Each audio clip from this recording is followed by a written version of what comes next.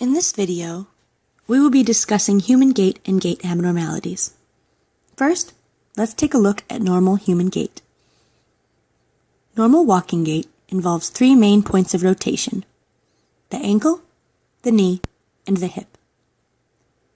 This graphic demonstrates the motion of these primary points during a normal gait cycle in two planes. The frontal plane is the plane you can observe movement in when a person is facing straight ahead, like a cartwheel. The sagittal plane is perpendicular to the frontal plane and goes from the anterior to the posterior of the body.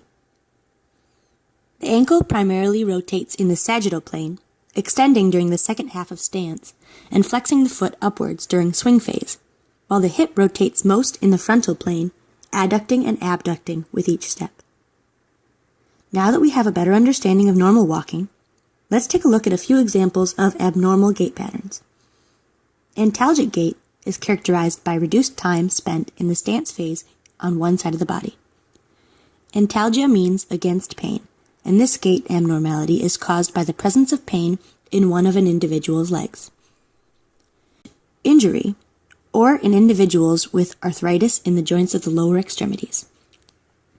In antalgic gait, stance phase accounts for about 40% of time rather than the normal 60%.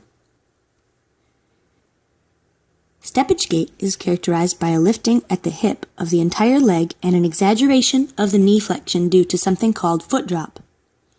Foot drop is a neuromuscular disorder that affects a person's ability to raise their foot at the ankle.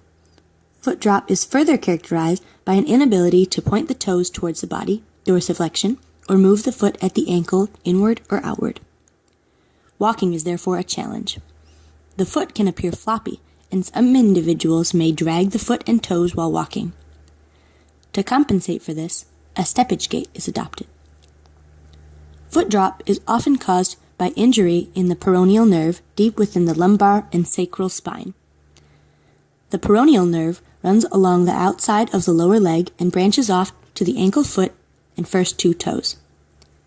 The peroneal nerve may be injured in a number of conditions causing steppage gait to occur, including ALS, MS, spina bifida, and stroke. Equinus gait, or toe walking, is a gait common in children who are just learning to walk up to the age of 3 years. Most children outgrow toe walking by this age.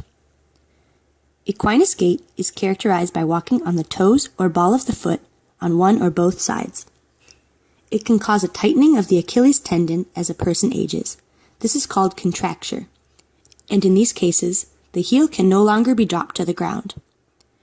Contracture can lead to problems with how feet and legs line up and can contribute to the development of flat arches or outwardly rotated legs when the child tries to maintain heel contact with the ground.